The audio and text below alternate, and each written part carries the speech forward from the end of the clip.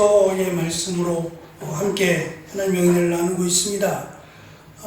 보편적으로 우리가 전도서를 한두 번 이상은 다 읽으셨을 텐데 가장 많이 등장하는 단어 또는 표현이 헛되다라고 하는 표현입니다. 많이 나오죠. 그래서 이것을 읽다 보면 허무주의에 빠지는 듯 헛된 삶 또는 헛된 인생, 헛된 흔적들, 그럼 내가 과연 이 땅에 살아야 될 이유가 무엇인가에 대해서 생각하게 되는, 그래서 전도서의 말씀을 읽으면서 위로와 힘이 되는 게 아니라 오히려 절망이 되고 낙심이 되고 이런 부정적인 요소들이 많아서 피하게 되는 말씀이기도 해요.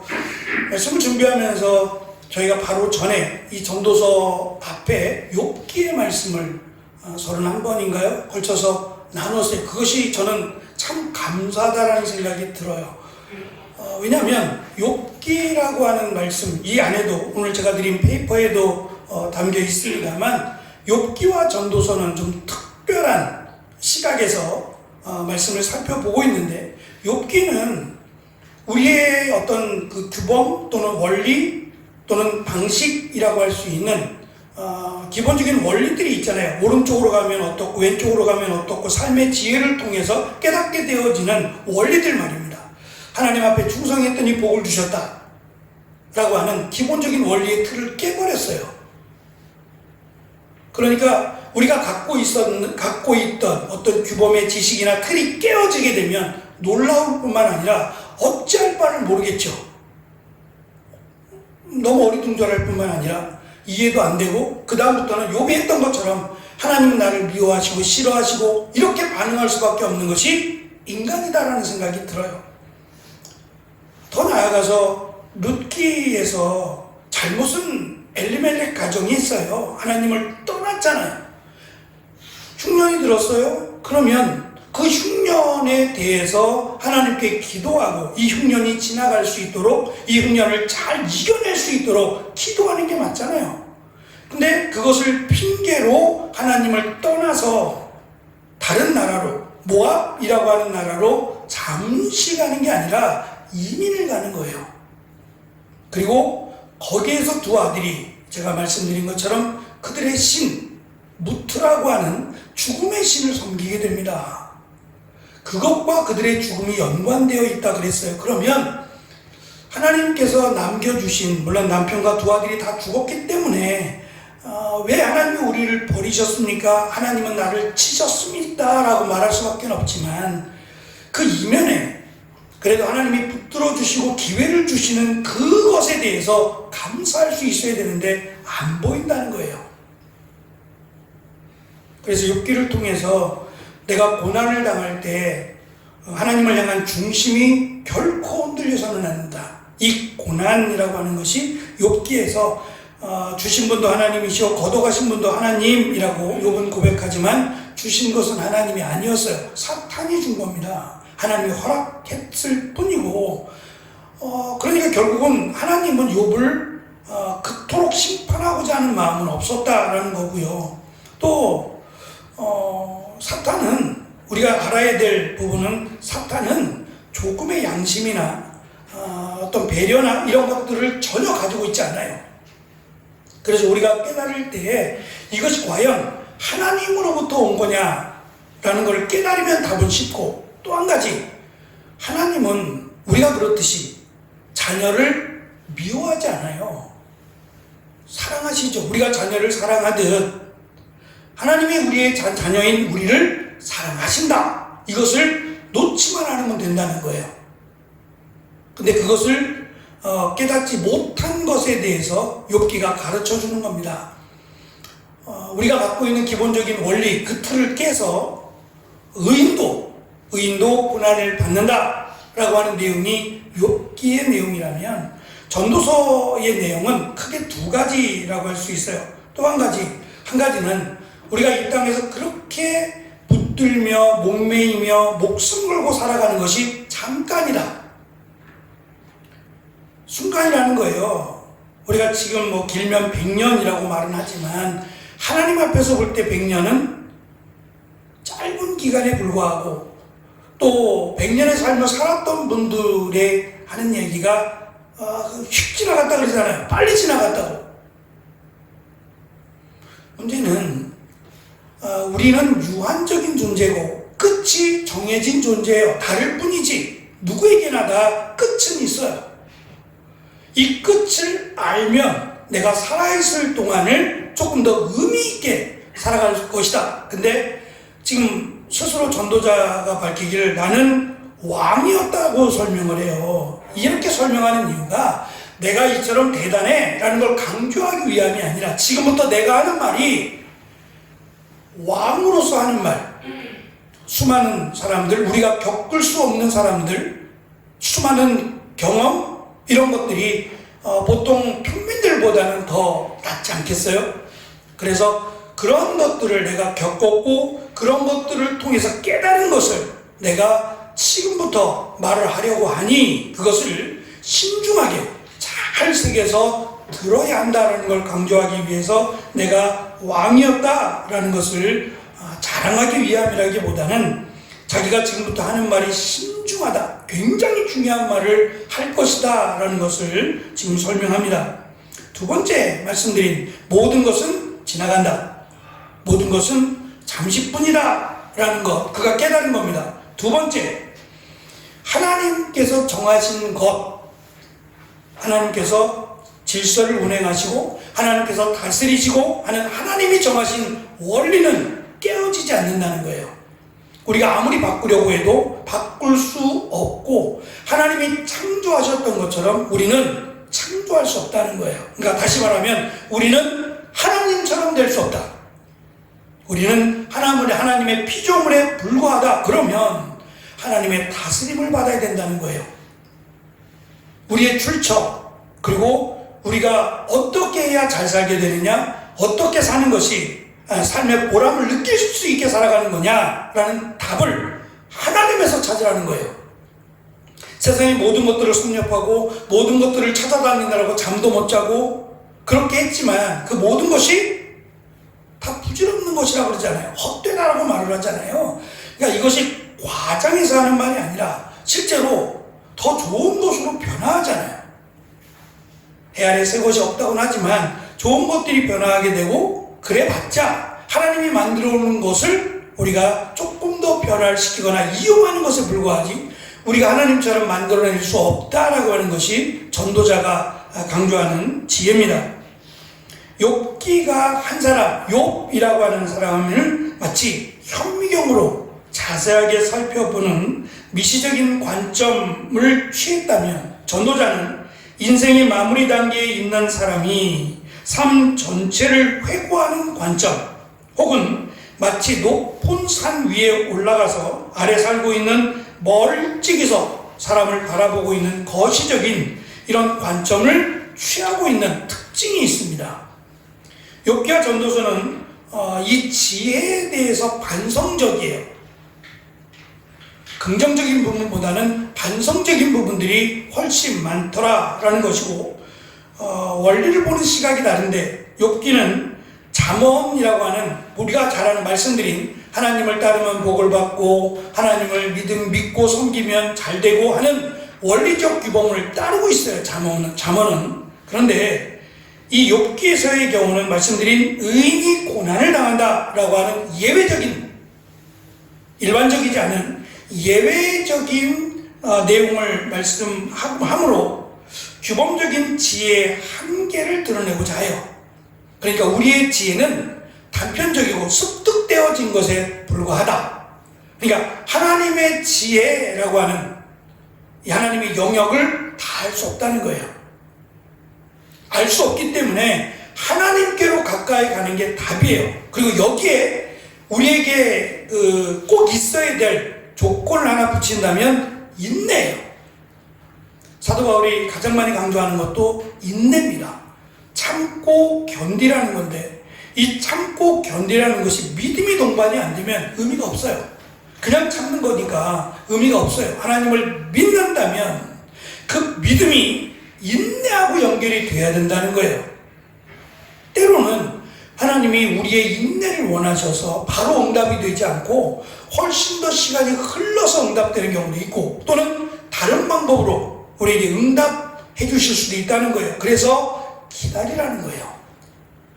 우리가 하나님이 아니기 때문에 하나님의 뜻을 모르니까 깨어 기도하면서 하나님의 뜻을 기다리는 것이 하나님을 믿는 자의 모습이라고 강조를 하고 있습니다. 전도서는 규범을 긍정할 뿐만 아니라 더 나아가 하나님이 정하신 원리는 절대 변하지 않는다. 천지창조 이래 절대 변하지 않는다는 것을 더 강조합니다. 인간이 그 원리를 변경할 수 없다. 하나님께서 구부러지게 창조하신 것을 곱게 펼 수 없고 하나님께서 창조하지 않은 것을 만들어낼 수 없다라는 것이 그가 어쩌면 인생을 마지막 회고하면서 내린 삶의 지혜라고 말할 수 있을 겁니다. 이것이 지금 전도자가 말하는 지혜에 대한 기본적인 원리예요. 내가 배운 지혜가 이런 것이다라고 이 정리해서 지금 설명을 합니다. 하나님의 원리는 영원하고 유구하며 인간은 잠시 왔다가 사라지는, 허무하다라는 뜻이 그런 뜻인데 잠시 있다가 사라지는 존재라고 설명합니다. 문제는 원리는 알지만 이 원리를 파악할 수 없다는 거예요. 마치 규칙적이지 않은 불규칙적인 욕과 같이 불규칙적인 원리도 있다는 거죠. 하나님 의롭다 하신 자도 고난을 받을 수 있다 라고 한 것처럼 규칙적인 원리도 있지만 불규칙적인, 우리가 쉽게 접하지 못하는 그런 원리도 있다라는 것을 기억하라는 겁니다.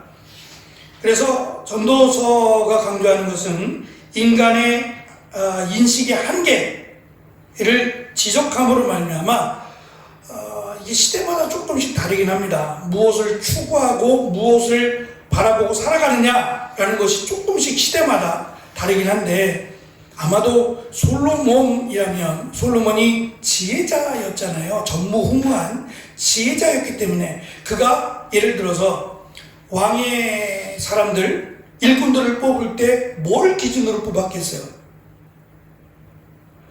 지혜겠죠.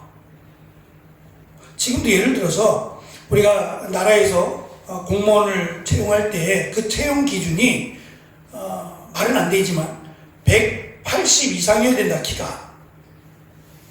키가 180 이상이어야 된다. 예를 들면 스튜어디스 같은 경우 키가 몇 이상, 몇 이하여야 된다고 정해져 있잖아요. 그건 이제 그 회사에서 정한 규범인데, 나라에서 지금은 이제 말도 안 되는 이야기 같지만 한 왕이 이 지혜에 대해서 너무 관심이 많아요. 그래서 자기가 내는 퀴즈를 맞추면 채용이 된다 라고 했단 말이에요. 그러면 내가 나라에 등용되고자 하는 사람들은 뭘 하겠어요? 열심히 자기 몸을 만들겠어요? 이것보다는 퀴즈 푸는데 시간을 많이 보내지 않겠어요? 왕이 그걸 원하니까 그런 부분에 많은 노력을 하지 않겠네. 그래서 솔로몬이 있었던 시대였다면 지혜에 대한 관심이 무엇보다 많았을 거예요.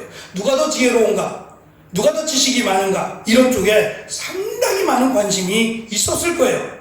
마치 그것이 나를 드러내는 어떤 그 기준이 되어버린 것처럼. 그런데 솔로몬이 하는 말이요, 내가 그랬고 또 내가 그런 사람들을 좋아했고 그것이 인생의 최고의 가치로 여겼다.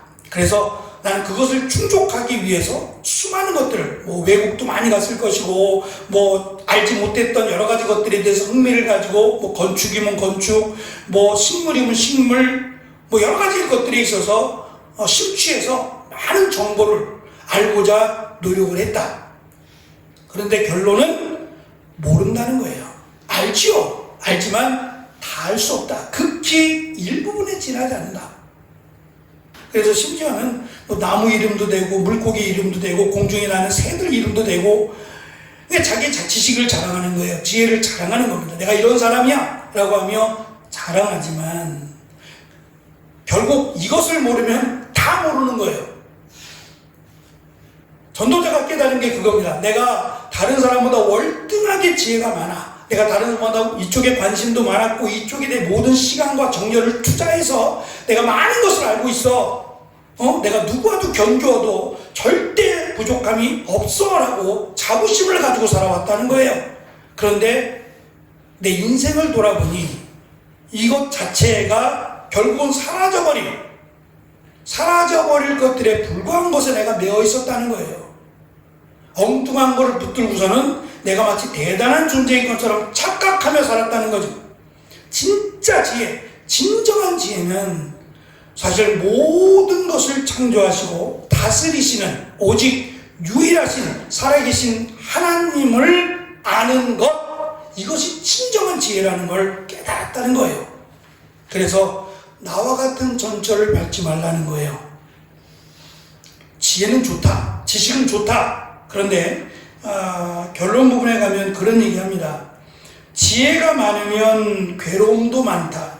지식이 쌓이면 그만큼 고통도 늘어난다. 이것이 지혜자가 깨달은 결론이에요. 역설입니다. 지혜가 많으면 유익하죠.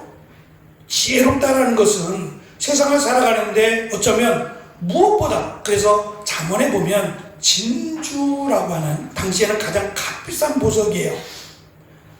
그들 나름대로는 이것을 가치 있게 여겼어요. 왜냐하면 진주에 대한 스토리가 있잖아요.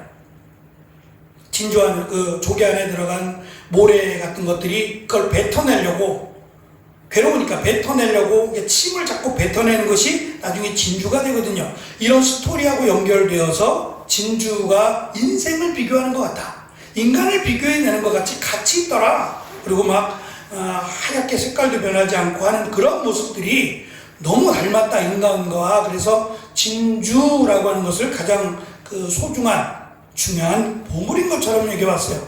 그런데 그것보다 사실 더 가치 있는 것은 지혜다라고 하는 것이 잠언이 가르쳐주는 거예요. 그만큼 지혜가 이 물질과는, 보석과도 바꿀 수 없는 너무너무 귀한 것이다라는 걸 강조했거든요. 그런데 솔로몬은 그런 지혜라는 것도 한계가 있다는 거예요. 시간이 지나면 이 지혜가 더 업그레이드가 되고, 내가 모르는 다른 지혜를 다른 사람이 갖고 있을 수 있잖아요. 내가 세상의 모든 지혜를 어떻게 다 가져요? 그건 불가능하다는 거죠. 내가 모르는 거를 또 누군가 알고 있으면 그 사람에게 가서, 지혜자에게 가서 또 배우잖아요. 그것도 한계가 있다는 거예요. 문제는 이걸 다 배우려고 할 수도 없지만 다 배운다고 한들 결론은 허무하다는 거예요. 허무하다. 솔로몬이 자기의 인생을 돌아보니 그렇다는 거예요. 자기가 이것을 쫓아서 평생을 이렇게 해왔는데 결국 허무하다는 답밖에는 내놓을 것이 없다라고 말합니다. 결국 지혜가 많으면 괴로움도 많다라고 하는 이 말은 역설이기도 하고 인간의 한계를 지적하는 의도된 표현이라고 할 수 있습니다. 인간이 그토록 소유하고자 원하는 수많은 지혜들은 완벽하지 않고 또한 한계가 있다. 나에게 유익이 되고 많은 도움이 되는 건 분명하다. 그러나 이 지혜도 나를 영원히 살게 할 수는 없어요. 세상이 그 어떤 것도 많은 부귀영화, 성공을 위해서 사실은 달려가죠. 그러나 그 성공이 우리를 이 땅에 영원히 붙들어 줄 수 없어요. 조금 더 우리를 잘 살게 해줄 수 있고 좀 풍족하게 살게 해줄지는 모르겠어요. 그러나 그것 자체가 죽음이라는 것을 결코 넘어설 수 없다.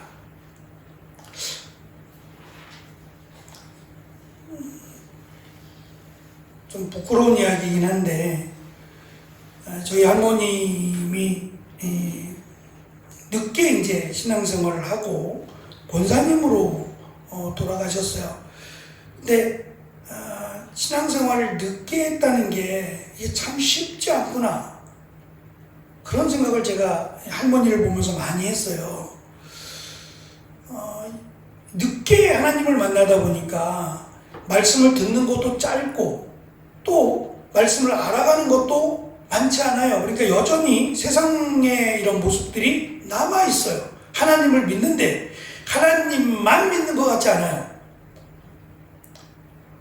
그리고 또 한 가지는 하나님만 온전히 믿고 정말 하나님이 내 전부야 라고 생각하면 자녀들에게 사실 복음을 전했어야 돼요. 이토록 좋은 것을 나는 늦게 믿었으니 너희는 꼭 믿어야 된다라고 하는 그런 삶의 증언이 나와줬어야 되는데, 그 부분이 저는 생각할 때마다 아쉬웠어요. 그래서 그런지 모르지만 지금은 돌아가셨습니다만 저에게는 이제 큰 고모님이 부산에서 그 고모부가 그때는 나름 잘 나가는 사업을 했어요. 대리석 식탁이라고 들어보셨을 거예요. 식탁인데 대리석으로 만든 무거운 거죠.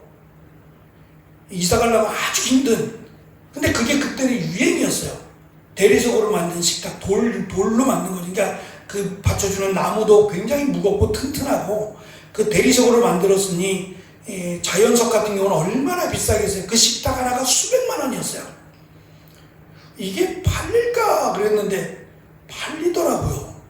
이 비싼 게 부자들은 뭐 가격을 떠나서 나는 이거 갖고 있으니까 부자야 라고 해서 사가시는지 모르겠지만 처음에 이게 팔릴까? 이렇게 비싼데? 라고 했는데 팔리더라고요. 그래서 돈을 많이 버셨는데, 돈을 많이 버시고 나서 그분은 이제 뭐 절에 다니셨으니까 할머님이 돌아가시고 나서 지금도 제 기억에 남는 거예요. 꽤 오래전 일인데 장례식을 치르고 있는데 고모가 찾아오진 않았어요. 뭐 부산에 살기도 하고 막 그러니까 자주 뵙지 못했는데 장례식에 조금 하루 늦게인가 오셨어요. 오셔서 그 할머니 관 입관하는데 이 관을 바꾸라는 거예요.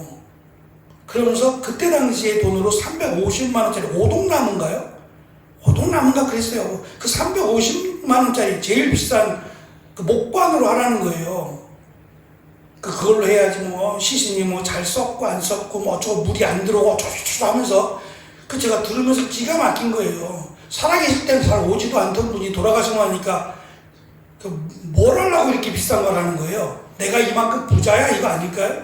저는 그런 생각이 들었어요. 살아계실 때 소고기라도 한번 사드리지. 예? 그건 아니고 돌아가시고 나니까 무슨 350만 원짜리 그게 돌아가신 분한테 무슨 의미가 있어요? 결국은 자기 자랑밖에 안 되잖아요. 내가 돈이 많아. 너희들은 이 정도 못하지? 라고 하는 거. 그래서 제가 참 믿음의 눈으로 볼 때는 안타깝다. 어리석은 생각이고 어리석은 모습이다라는 거를 그때 지금도 이제 기억하고 있어요. 인간의 생각은 그렇다는 거예요. 대단한 것 같지만, 지혜로운 것 같지만 결국 내 틀에 갇혀서 내 경험, 내 지식, 내 틀에 갇혀서 지혜라고 주장하는 거지, 지혜가 아닐 수도 있다는 거죠. 더 좋은 지혜가 있다면 그 지혜는 그냥 사라져버릴 것 아니겠어요? 그러니까 온갖 지혜라는 것은 지혜 위에 지혜, 지식 위에 지식, 더 좋은 지식, 더 좋은 지혜를 찾아서 사람들이 열망하며 쫓아다니지만 그건 역시도 시대가 지나가면 사라져버릴 것들이고, 또 언제까지나 그 지혜는 그냥 그대로 머물러 있지 않게 되죠. 그래서 지혜가 많으면 괴로움도 많다라는 역설을, 지식이 쌓이면 고통도 드러난다는 역설을 전도자가 하고 있습니다. 우리 속담에도 이런 말이 있죠. 아는 게 병이고 모르는 게 약이다. 보통 알기를 원하잖아요. 다 알기를 원하는데 아는 것이 병이 될 수도 있고 독이 될 수도 있다는 거죠. 이런 역설을 우리가 생각해 보면 우리가 안다라고 하는 것은 모르는 게 더 지혜일 수도 있다는 거예요. 차라리 모르니까 더 지혜가 될 수도 있다라고 하는 역설도 존재하게 됩니다. 그렇다면 전도자가 하는 말이에요.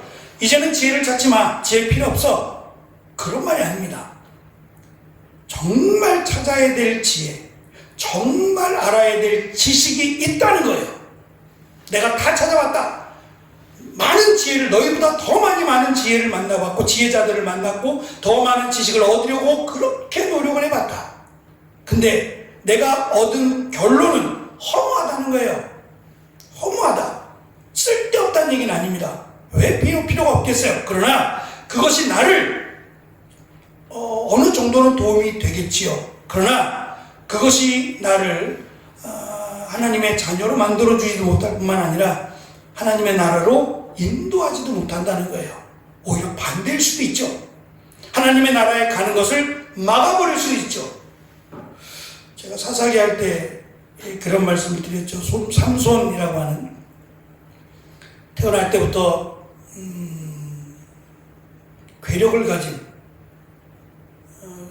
인간이길 거부할 힘을 가진 존재로 하나님이 힘을 주셨는데 그 힘을 줬더니 어디다 써요? 그래서 차라리 삼손이 약하게 태어났다면 내가 약하기 때문에 하나님을 더 찾았을 것이고, 근데 결국은 두 눈이 뽑힌 뒤에야 하나님을 찾고 하나님의 도우심을 구하잖아요. 결국 그 힘 가지고 어디다 쓴 거예요? 그 하나님이 주신 그 힘, 블레셋과 싸워 이겨라, 적들을 물리쳐라 라고 하며 주신 그 힘을 자기를 위해 쓰지 않았어요? 그러면 그 힘이 차라리 없었더라면. 그래서 전도자가 지금 강조하는 것은 지혜를 찾지 마, 지혜 필요 없어, 이런 말이 아닙니다. 진정한 지혜, 진정한 지식을 얻어야 한다. 이것이 100가지를 몰라도 이거 한 가지를 알면 다 아는 거다. 가장 가치 있는 지혜, 지식은 여호와를 경외하는 거다. 여기에 우리가 알지 못하는 하나님의 은혜, 알지 못하는, 이해할 수 없는 하나님의 능력이 여기서부터 시작된다. 그러니 나를 부러워할 것도 없고 또 나처럼 되려고 하지도 말고, 그래서 자신의 어떤 어리석음, 자신의 못난 점들을 의도적으로 드러내서 비록 내가 왕이었지만 이랬다라고 밝히면서 나와 같은 자가 되지 않기를, 왕이 되지 말라는 얘기는 아닙니다.